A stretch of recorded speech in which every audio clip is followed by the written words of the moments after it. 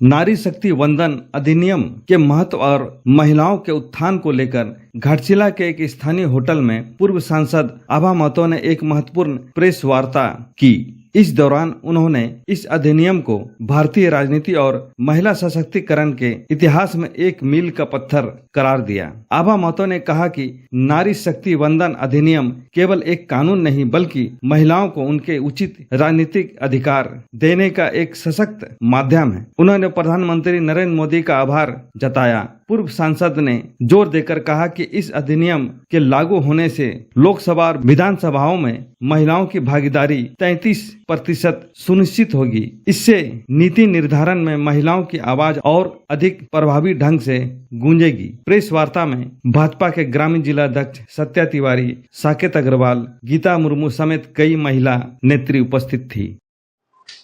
तो मैं यही कहना चाहूंगी कि आज का दिन बड़ा ही गौरवशाली है और गौरवशाली इस मामले में है कि संवैधानिक अधिकार की जो लड़ाई चल रही थी, मुझे याद है अटल जी की सरकार में मैं जब सांसद थी तब भी ये बिल आया था और काफी कुछ उतार चढ़ाव हुए, लेकिन ये बिल पारित नहीं हो पाया। आज बड़े ही गर्व के साथ ये कहना पड़ रहा है और कहने में अच्छा लग रहा है कि भारतीय जनता पार्टी और अटल जी के उस सपने को, पार्टी के उस सपने को साकार करते हुए हमारे आज के प्रधानमंत्री, यशस्वी प्रधानमंत्री आदरणीय नरेंद्र मोदी जी का बहुत ही आभार व्यक्त करी हमारे भारतवर्ष की महिलाएं और हम भी। और ये भी बड़ा अच्छा बात है कि सबकी सहमति से होगी। कुछ बातें आगे पीछे होंगी तो उसमें सहमति हमारे प्रधानमंत्री बनाएंगे, ये हम लोग को विश्वास है।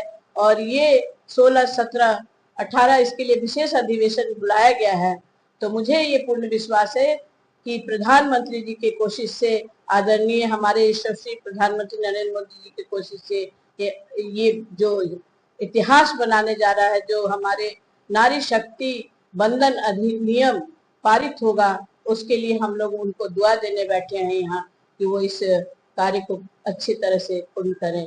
हम सब भारतवर्ष की महिलाओं को की दुआ उनके साथ है।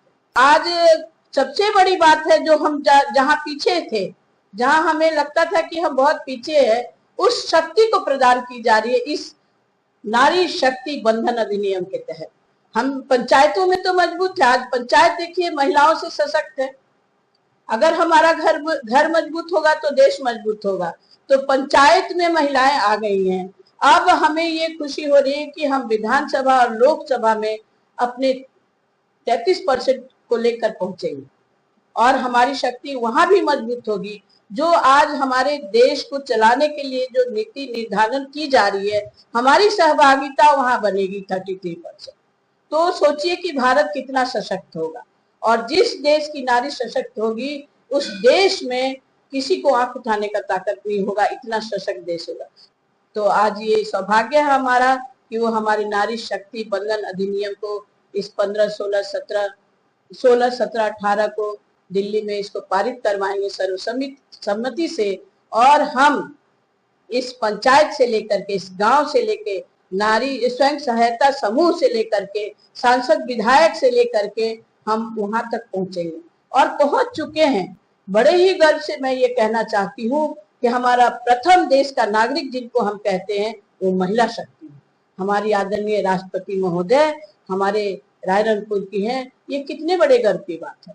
जब प्रथम स्थान हमारे देश में नारी का हो सकता है तो हमारा देश नारी शक्ति में कहीं पीछे नहीं रहेगा। आज हम इतनी बहनें, पूरे भारत की बहनें एक स्वर में ये कह रही हैं कि नारी शक्ति बंधन अधिनियम जो है वो हमारे भारत को मजबूत करने के लिए।